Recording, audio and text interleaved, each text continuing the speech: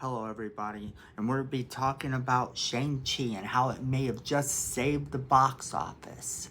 So you don't want to miss that topic coming up. But first, welcome back to the channel, and let's jump into today's topics. So, the first topic of the day is Britney Spears may finally be safe. She may be free, everyone. That's right, Britney Spears may finally be free. What exactly am I talking about? Well, apparently her father this past week has decided to petition to end his conservatorship against Britney Spears, citing that some of the circumstances have indeed changed. To me, that sounds very, very much like a confession that maybe she don't need it anymore. At least that's how I personally choose to take it. Because it seems to me that Britney's been doing just fine. Sure, there was the incident with the maid, but that was also because of an argument addressing some of the things that Britney was told she couldn't do. Getting a new taste of freedom will indeed do that to you.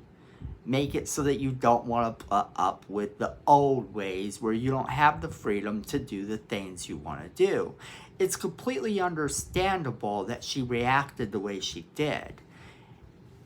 However, even though I do not condone that violence, and I don't condone her punching her maid or housekeeper or anyone else, however you want to look at that, it still tells me that she may have her head on her shoulders.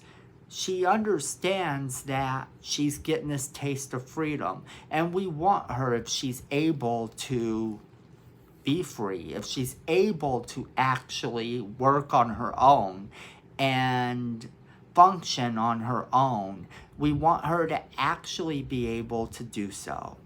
So this is big news, and it looks like it may indeed come to pass. He did, in fact, say he wanted to make sure that that she was safe. And at least that's something. If the man wants her to be safe, maybe he knows at the end of the day that she doesn't need it. What do you guys think in the comments below? Because it's getting a little bit crazy with this whole Britney Spears thing. And, you know, every time I think I know how it's going to end, it suddenly has another twist and turn. So, I'm curious as to what you guys think. Drop a comment and let me know. Now, that brings us to our next topic. And our next topic is Star Trek. Star Trek stars gathered this week for the 55th anniversary. That's right. The 55th anniversary of the original Star Trek has happened. For some reason, I thought it was a little bit older than that, but I guess not. That's what I get for watching a lot of the episodes on TV Land much later, as it came out a little bit before my time. But I find that to be incredibly fascinating, because what they said is that the day that the original series premiered is apparently now known as Star Trek Day. I didn't know this. I didn't know this at all. I had no idea that there was such a day. I knew there was Star Wars Day, of course, but I didn't know there was Star Trek Day. And I consider myself to be somewhat of a Star Trek fan as well. I find a lot of the series to be fun. I find it to be thrilling and, keeps you entertained enough. And if you've never watched Star Trek, if you're one of these people that says, for me, and you've never given it a chance, you probably should. You might not start with the original trilogy if you're new to the series, however. You know, I do recommend at some point watching the original trilogy, the original series as well, because it's awesome. It really is. So that's exciting news that apparently 55 years ago the Star Trek franchise was born, and it's still going strong today. So that is a lot of fun to think about. That being said, let's go ahead and jump into our main topic of the day. Shang-Chi may have just saved the box office. SHANG-CHI, I've actually heard it pronounced both ways. What is your pronunciation? Let me know in the comments below. I tend to kind of say it like it looks, which is Shang-Chi. However, I think the proper pronunciation is ShangChi, so we're just going to start calling it ShangChi from here on out. So, ShangChi may have just saved the box office. And how? Well, for starters, it opened up with $71.4 million in its debut. And that was only the beginning of the day estimate. Now, you know it's going to do more than that. So that's not bad in the times we're living in, with people kind of still hesitant to go to the theater. And considering all the hate that the film actually got, and you know, the rumors that this was the beginning of the end of the Marvel Cinematic Universe, I somehow seriously doubt that. I believe we're going to have a Marvel Cinematic Universe for a long time to come. And it doesn't matter what heroes they're actually going to put on the screen. I, for one, am super excited to see some of the lesser known heroes. People who know me know that when I look through my Marvel encyclopedia of characters, the ones I'm most fascinated by are the ones that I don't know a whole lot about. Now, some of these characters are very obscure. Some of them are very, very obscure, and I read about them, and I'm super excited for them. But they're never going to get a cinematic debut. Someone like Shang-Chi, who was created in December of 1973, however, will get a cinematic debut, and that is something to be excited about. He is perhaps actually one of the newer characters to get a debut like this, because you can make the argument that you know, that Ant-Man, you know, is a newer character because Hank Pym being the original. But, you know, we didn't get the original Ant-Man. However, Hank Pym is in the movie in the form of Michael Douglas. You can take that as you will. Captain America is a very old character that's in there, but none of these people are obscure, and they're actually still very popular today.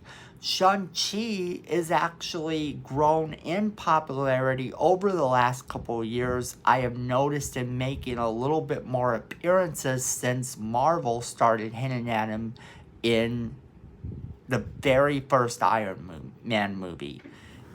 Talks about the 10 rings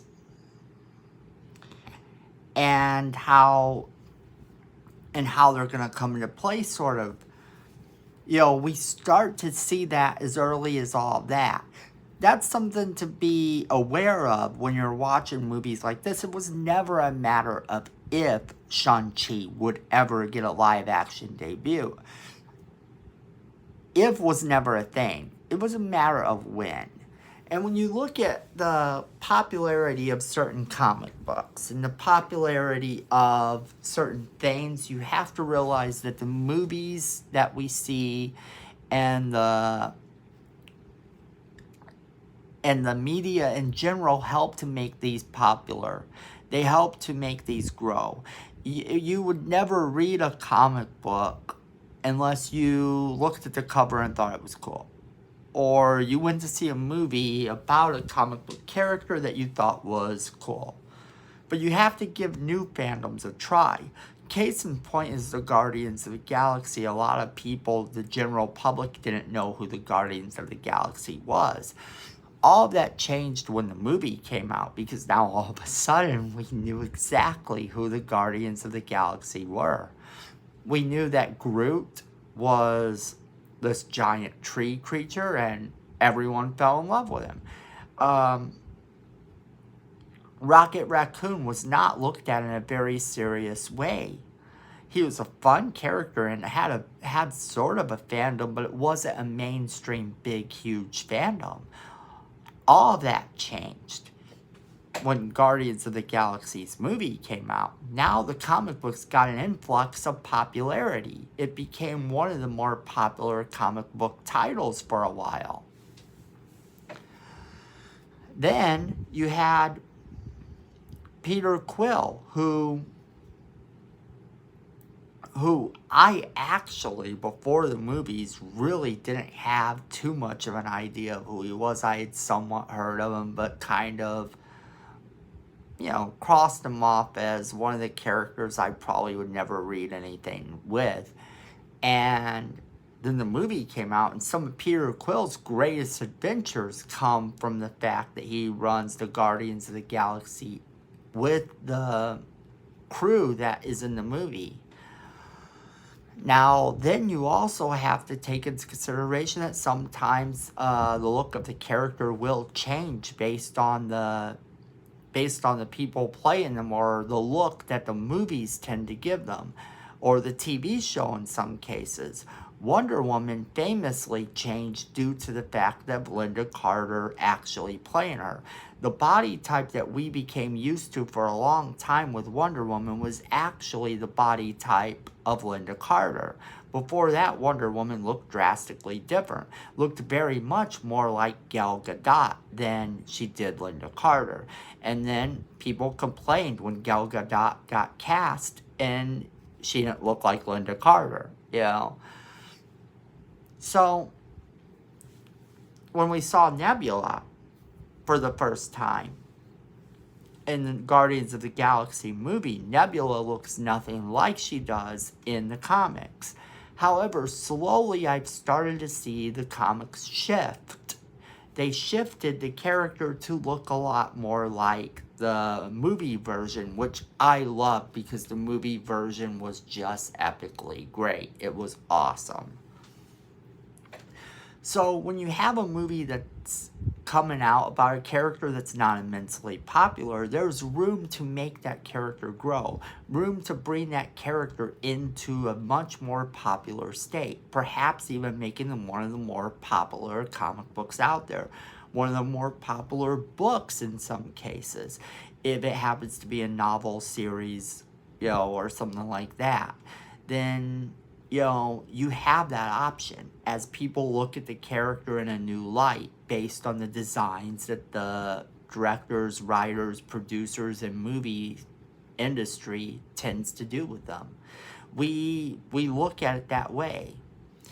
So with Shang-Chi getting his look that we see him in now, which may not be entirely comic book accurate, he's going to have this look probably in the comic books, and it's going to be pretty cool. At least I hope it will be. So $71.4 million for a debut in our current times is not all that bad.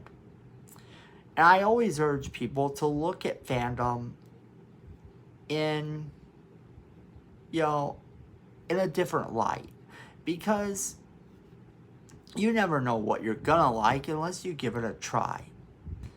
So, in a time when we haven't seen a whole lot of Marvel movies, maybe it's time for an obscure character to actually get the spotlight. What do you think in the comments below? Are you super excited? Have you seen it? And if you've seen it, please keep the comments spoiler free for my viewers that haven't seen it yet. And, you know, I look forward to hearing from you guys on that subject. So, that's where we're going to end today's video. However,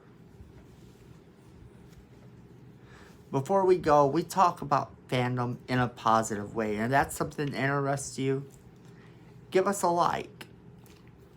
And hit that subscribe button, because Miko wants us to have more subscribers. You don't want to disappoint Miko. So hit that subscribe button, hit that like button, and leave us a comment down below in the comment box, because YouTube tends to like that, and we like to hear from you. And remember, people, be safe out there, and at the end of the day, fandom is family.